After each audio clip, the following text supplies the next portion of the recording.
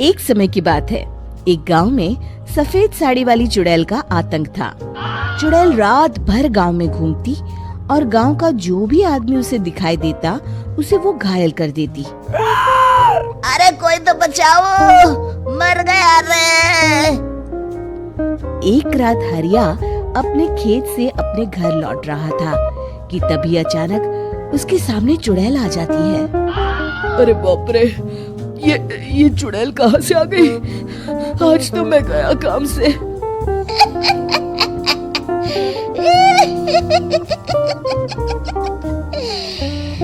आज मुझे मेरा शिकार मिल गया। अरे चुड़ैल दीदी, मुझे छोड़ दो। जैसे ही चुड़ैल हरिया की तरफ बढ़ती है, हरिया वहाँ से भाग जाता है और अपने घर के दरवाजे पे पहुँचता है। अरे भगवान, जल्दी से दरवाजा खोलो, मेरे पीछे चुड़ैल पड़ी है। हरिया की पत्नी जल्दी से दरवाजा खोल देती है। अरे आप इतना हाफ क्यों रहे हैं? अरे मेरे पीछे चुड़ैल पड़ी है, आज तो मैं बाल बाल बच गया। जल्दी से सभी दरवाजे और सभी खिड़कियों को बंद करके बत्ती बुझा दो। तभी चुड़ैल हरिया के घर के पास पहुंच जाती है। अरे वो आदमी कहाँ गायब हो गया? मैं भी देखती हूँ आखिर कब तक बचेगा। मैं अपने शिकार को इतनी आसानी से नहीं छोड़ती। इतना कहकर चुड़ैल वहाँ से चली जाती है। वहीं दूसरी तरफ हरिया और उसकी पत्नी दोनों अपने घर की खिड़की से ये सब देख रहे होते हैं। अरे बाप रे, ये तो बड़ी डरावनी चुड़ैल थी। अगले दिन ये बात आग की तरह पूरे गांव में फैल जाती है और धीरे धीरे लोग चुड़ैल के डर के मारे शाम होते ही अपने घरों से बाहर निकलना बंद कर देते हैं। कुछ दिनों के बाद भाई, मैंने तो इस चुड़ैल के डर के मारे रात को अपने खेतों को पानी देना बंद कर दिया है। कहीं मेरी फसल सूख गई तो मैं तो कहीं का नहीं रहूंगा। साहूकार का कर्जा कैसे चुकाऊंगा? अरे भाई, पूरे गांव वालों का यही हाल है। पता नहीं ये चुड़ैल हमारे गांव में कहां से आ गई। फिर एक दिन गांव के पास वाली नदी के किनारे एक बहुत बड़े तांत्रिक के आने की बात कुछ गांव वालों को पता चलती है। वो लोग जाके ये बात गांव के मुखिया को बताते हैं। मुखिया जी, नदी के किनारे एक बहुत ही पहुंचे हुए तांत्रिक बाबा आए हैं। हमें उनसे मदद मांगनी चाहिए। मैंने सुना है वो बड़े बड़े भूतों और चुड़ैलों को अपने वश में कर लेते हैं। मुखिया जी सभी गांव वालों को लेकर उस तांत्रिक के पास पहुंच जाते हैं। ओम फट स्वाहा, ओम फट स्वाहा। तभी तांत्रिक अपनी बंद आंखों को खोलकर कहता है, क्या बात है? तुम सब लोग यहाँ क्यों आए हो? मुखिया जी उस तांत्रिक को सारी बात बता देते हैं। अच्छा, तो ये बात है। और तांत्रिक अपनी आंखों को बंद कर लेता है।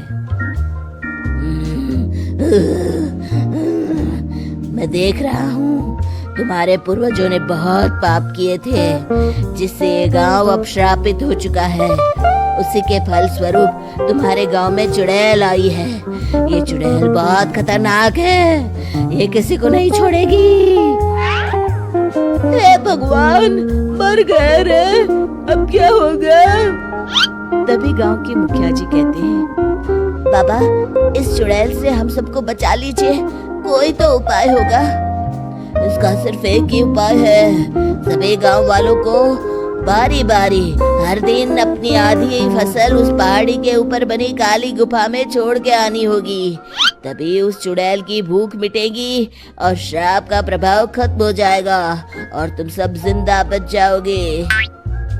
सभी गांव वाले उस तांत्रिक की बात को मान लेते हैं और वहां से चले जाते हैं। फिर अगले दिन से रोज उस गांव के लोग बारी बारी से अपनी आधी फसल उस काली गुफा के पास जाकर रखाते। कुछ दिनों बाद हरिया की बारी आती है।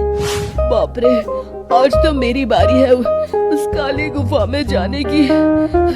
क्या करूं? वो तो बड़ी खतरनाक चुड़ैल है। मेरे तो हाथ पैर कांप रहे हैं। फिर हरिया डरते डरते अनाज की बोरियां अपनी बैलगाड़ी में लाद देता है। तभी हरिया की पत्नी उससे कहती है, देखो जी, संभल के जाना और किसी भी हालत में शाम होने से पहले वापस आ जाना। उस चुड़ैल का कोई भरोसा नहीं है जी। हरिया बैलगाड़ी में बैठते हुए कहता है, भगवान, मैं क्या वापस आऊंगा? लगता है अब तो मेरी खबर ही आएगी। इतना कहकर हरिया वहाँ से चला जाता है। रास्ते में जंगल से गुजरते हुए हरिया की बैलगाड़ी का एक चक्का बड़े गड्ढे में फंस जाता है। हे भगवान, अब ये क्या मुसीबत है? हरिया नीचे उतर के पूरी ताकत से अपनी बैलगाड़ी को गड्ढे से निकालने की कोशिश करता है।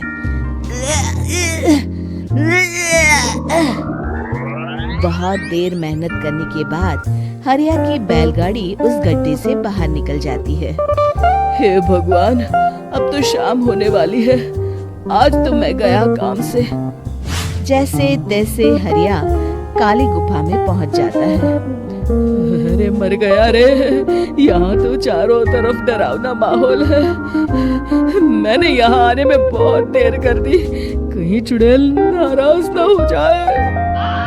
हरिया अनाज की बोरियां वहां रख के जैसे ही जाने लगता है, तभी उसे किसी के आने की आवाज सुनाई देती है। हरिया एक कोने में छुपकर अंदर देखने लगता है। चुड़ैल वहां आती है और फिर अपने चेहरे से नकली चुड़ैल का मुखौटा निकाल देती है। हरिया ये देख के हक्का बक्का रह जाता है। तभी चुड़ैल कहती है, भैया यहाँ आना। आज तो बहुत अनाज आया है, इसे मिलाकर अब हमारे पास ढेर सारा अनाज जमा हो गया है। कल ही हम इसे शहर में बेच आएंगे और माला माल हो जाएंगे। तभी अंदर से नदी के किनारे वाला तांत्रिक बाहर आता है। अरे, ये तो तांत्रिक बाबा है। हाँ, अब तो हम दोनों की जिंदगी मजे में कटेगी। गांव वालों को बेवकूफ बनाना इतना भी मुश्किल नहीं था। लोग तो तुम्हें सच में असली चुड़ैल समझते हैं। हाँ, तुमने सही कहा। अब ये गांव वाले चुड़ैल के डर से जिंदगी भर इस काली गुफा में अनाज पहुंचाते रहेंगे। अच्छा, तो ये बात है। ये दोनों पूरे गांव वालों को बेवकूफ बना रहे हैं। अभी जाकर सबको बताता हूँ। हरिया उन दोनों की पूरी बातें सुन लेता है और जल्दी से वापस गांव में आता है। गांव वालों को पूरी बात बता देता है। इससे पहले वो दोनों हमारा अनाज लेकर शहर जाए, हमें उन दोनों को पकड़ना होगा। उधर दूसरी तरफ नकली तांत्रिक और नकली चुड़ैल बनी औरत एक बड़ी गाड़ी में सारा अनाज लाद के वहाँ से निकलने की तैयारी कर रहे होते हैं। जल्दी करो, इससे पहले हमें कोई देख ले। हमें यहाँ से निकलना होगा। और तभी वो दोनों देखते हैं कि सामने से सभी गांव वाले अपने अपने हाथों में मशाल लेके आ रहे हैं। दोनों पूरी तरह डर जाते हैं। रुक जाओ, तुम दोनों का भांडा फूट चुका है। अरे मर गए रे, ये गांव वाले कहाँ से आ गए? तुमने क्या सोचा इतनी आसानी से यहाँ से निकल जाओगे? ये अनाज हमने अपने खून पसीने से दिन रात खेतों में मेहनत करके उगाया है। दोनों मुखिया जी के पैरों में गिर जाते हैं।